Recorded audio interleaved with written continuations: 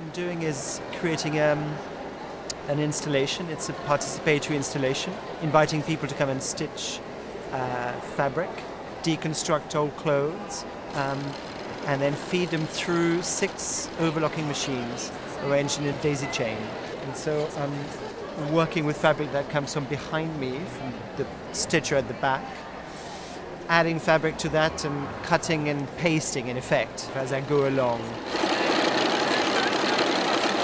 The piece is about having a conversation, a non-verbal conversation through making. So through the stitching, through familiarizing yourself with the machine, the fabric you get, and thinking about how to stitch, you're collectively creating some strips of fabric that are then suspended above the stitches.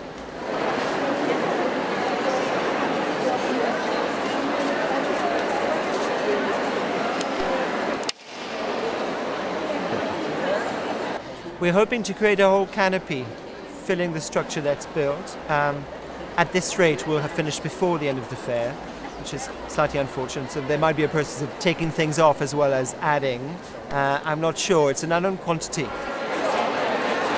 And it's very difficult to gauge how big, first of all, to build the structure, because I wasn't aware how much fabric would be produced. And depending on how many stitches you have, we go at a slower or faster pace. But that's really determined by people walking through and getting interested.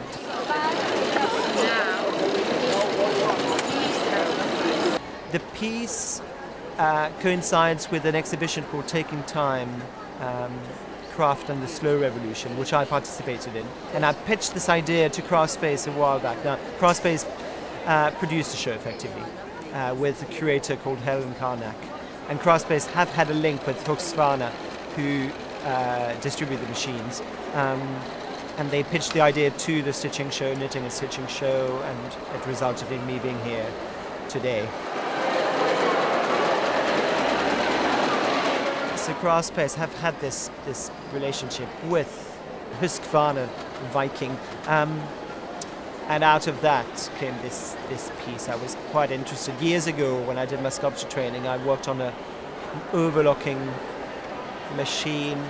I decamped from the sculpture department in an art school in Brussels to the fashion department. I got fed up with the noise and the smells and the dust and the hazards of working in a traditional sculpture workshop. So I went to the fashion department, and they'd had a fresh delivery of these, not this model, not this make even, but of overlocking machines. And I started working with fabric, and the work developed from there. And all the work I do now is relates to textile and or weaving in some way. And I think there is also this notion of being, despite the recession, of just taking more time to do things and appreciating traditional crafts, not being so focused on the end product, but the process of getting there also is another consideration. Time spent making things is seen as productive and beneficial and therapeutic, and I'm sure all these people who come to the fair, have that or sort of bear that in mind in some way.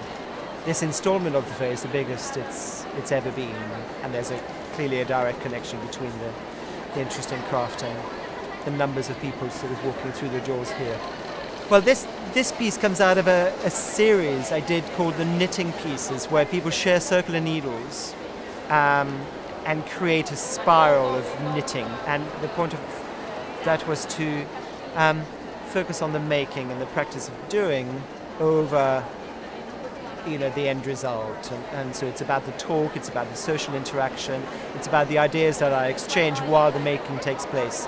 And this piece here is a variation of that. And so rather than me proposing an idea, and the traditional role of the artist is that of, is the person who brings a particular narrative, a set of ideas forward to then be debated.